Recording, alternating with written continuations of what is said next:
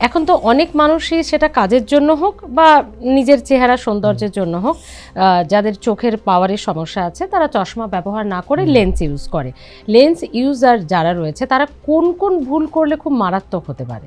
দেখুন, লেন্স ইউজের এটা খুব ভালো প্রশ্ন করেছেন। কিছু কিছু নিয়ম আছে যেগুলো মানতেই হবে, নাহলে ওই চোখের কিন্তু চোখ চলেও যেতে পারে। অনেক ক্ষেত্রে ভুল হয় মানুষের, যে লেন্স পড়লো খুললো না, ওই লেন্স পরে ঘুমিয়ে পড়লো, পরের দিন সকালেই কিন্তু আপনার কেরাটাইটিস হয়ে ডাক্তারের কাছে ছুটতে হতে পারে। আর তাছাড়া কিছু কিছু সমস্যা হচ্ছে অনেক ক্ষেত্রে যে পড়া খোলার নিয়ম ঠিকঠাক মেনটেন করেন না, যে স্টেরাইলভাবে কীভাবে পড়তে হয়, তার থেকে কিন্তু ইনফেকশান হতে পারে। আর অনেকের ক্ষেত্রে দেখা যায় কন্ট্যাক্ট লেন্সটাই একটা ফরেন বডি হিসেবে বডি ট্রিট করছে, তার থেকে কিন্তু ইনফেকশান হচ্ছে। সেই ক্ষেত্রে বলা হয় যে কন্ট্যাক্ট লেন্সটা কিছুদিন উইথড্র করুন, কিছুদিন ছেড়ে চশমা পরে ব্যবহার করে ওইটা দেখে ওষুধ দিয়ে কমার পর আবার কন্ট্যাক্ট লেন্স ব্যবহার করবেন। মানে যখন সে লেন্সটা নিচ্ছে তাকে তো সেই জায়গা বা দোকান বা সেই ডক্টর বলে দিচ্ছে, সেইটা প্রপারলি ফলো করতে হবে। আর আরেকটা যেটা মেজর জিনিস, লেন্স যেই লেন্স নিচ্ছেন তার কিন্তু একটা এক্সপায়ারি ডেট থাকে। কিছু লেন্স এক্সটেন্ডেড অনেক দিন ইউজ করা যায়, কিছু লেন্স 7 দিনের 5 দিনের এরকমও লেন্স পাওয়া যায়। তো সেইগুলো কিন্তু দেখে নিতে হবে, যে আপনি এক্সপায়ারি ডেটের পরেও কন্ট্যাক্ট লেন্স ইউজ করে যাচ্ছেন, তাহলে কিন্তু তার থেকে আপনার চোখের ক্ষতি হয়ে যেতে পারে। সেটা একটু মনে রাখতে হবে বা সেই চেকআপেও থাকতে হবে। আর এখনকার দিনে বিভিন্ন কন্ট্যাক্ট লেন্স এসছে যেইগুলোতে ধরুন কর্নিয়ার, আমাদের যে চোখের মণি, কর্নিয়ার শেপ অনেকের অল্টার্ড থাকে, তার জন্য রিফ্র্যাক্টিভ এরার হয়।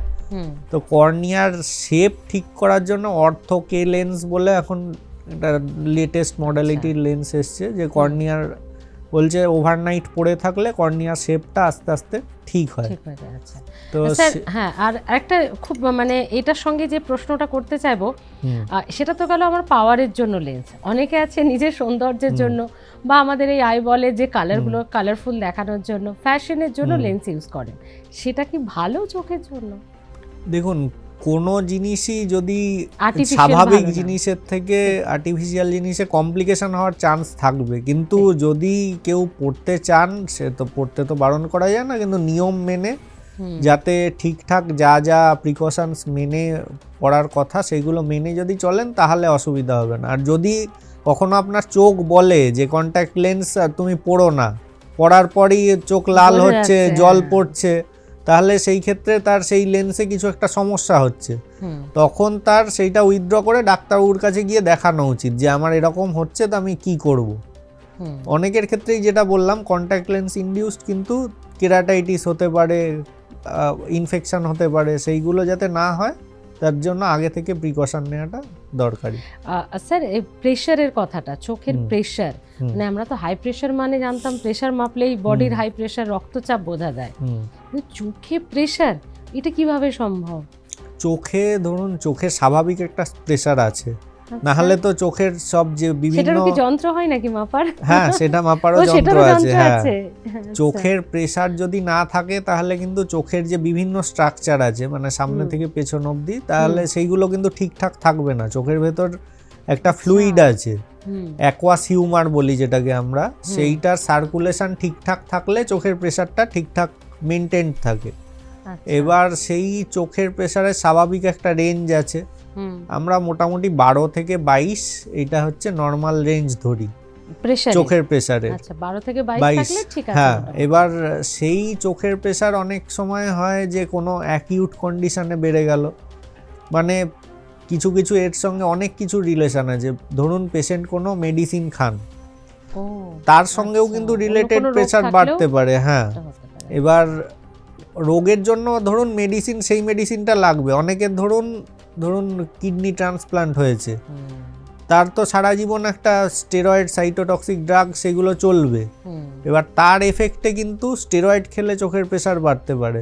আবার ধরুন সাধারণ যে রোগ ঘরে ঘরে আছে, হাঁপানি, অ্যাজমার সমস্যা, অনেকে বাচ্চারও থাকে, বড়দেরও থাকে, ক্রনিক সিওপিডি থাকে, অ্যাজমা থাকে, সেই ক্ষেত্রে ইনহেলার নিতে হয়, স্টেরয়েড ইনহেলার অনেক সময় ব্যবহার করতে হয়, তো সেইটার জন্যও চোখের প্রেশার বাড়তে পারে। ইভেন ধরুন কারুর ডার্মাটাইটিস হয়েছে, চামড়ার কোনো রোগ হয়েছে, তার জন্য টপিক্যাল মানে মলম লাগাতে হচ্ছে, চামড়ায় স্টেরয়েড মলম লাগাতে হচ্ছে, তার এফেক্টেও চোখের প্রেশার বাড়তে পারে। এবার স্কিনে মলম লাগাচ্ছে, হ্যাঁ, সেটা আমার সেটার জন্য হ্যাঁ কি মারাত্মক জিনিস। সেটাই সত্যি দেখতে ছোট্ট একটা জিনিস, হ্যাঁ, কিন্তু ভীষণ কমপ্লিকেটেড জটিল জিনিস।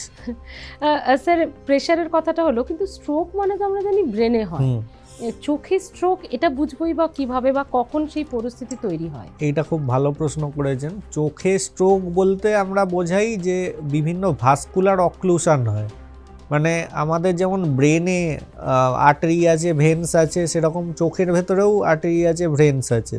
তো সেইখানে যদি ধরুন কোনো কারণে ওই রক্ত প্রবাহর কোনো মানে বিপত্তি ঘটে, কোথাও একটা ভেন দিয়ে রক্ত যেতে পারছে না, চাপটা বেড়ে গেল, তখন ওইটা ফেটে চোখের ভেতর রক্তক্ষরণ করে দেবে। এবার মাথার ভেতরে যেই হেমারেজ হয় সেটাকে আমরা স্ট্রোক বলি, সেরিব্রাল স্ট্রোক, সেরিব্রোভাস্কুলার অ্যাক্সিডেন্ট। তো চোখের ভেতরেও এরকম হেমারেজ হচ্ছে, এটাকে স্বাভাবিক ভাষায় আমরা চোখের স্ট্রোক বলতে পারি। এটা কেন হয়, মানে এটা হওয়ার জায়গাটা কখন? এইটা হচ্ছে যখন পেশেন্টের ধরুন অনেক দিন ধরে হাইপারটেনশন আছে, শরীরের প্রেশার বেশি, লিপিড প্রোফাইল ডিরেঞ্জড আছে, মানে যে শরীরে যে খারাপ চর্বি জাতীয় জিনিস, খারাপ চর্বি বলবো না, ওটাও আবশ্যক, কিন্তু যদি স্বাভাবিক মাত্রার থেকে বেড়ে যায়, কোলেস্টেরল, ট্রাইগ্লিসারাইড এগুলো যখন বেড়ে যাচ্ছে, তখন কি হয়, আমাদের যে আর্টারির ওয়ালটা সেটা স্বাভাবিকের থেকে আস্তে আস্তে ওইগুলো জমতে জমতে আস্তে আস্তে থিকেন্ড হয়ে যায়। আর যে আর্টারিটা তো একটা নলের মতো, যেমন কলের মধ্যে দিয়ে জল যায় নলের মধ্যে দিয়ে, সেই রকম। এবার ওই নল যখন আস্তে আস্তে সরু হয়ে যায়, তখন কি হবে, যে ভেসেলের মধ্যে দিয়ে ঠিকমতো রক্ত যেতে পারবে না। এবার রক্তর গতি কমে গেলেই কিন্তু একটা হয় যে ক্লট ফর্মেশনের চান্স বেড়ে যায়।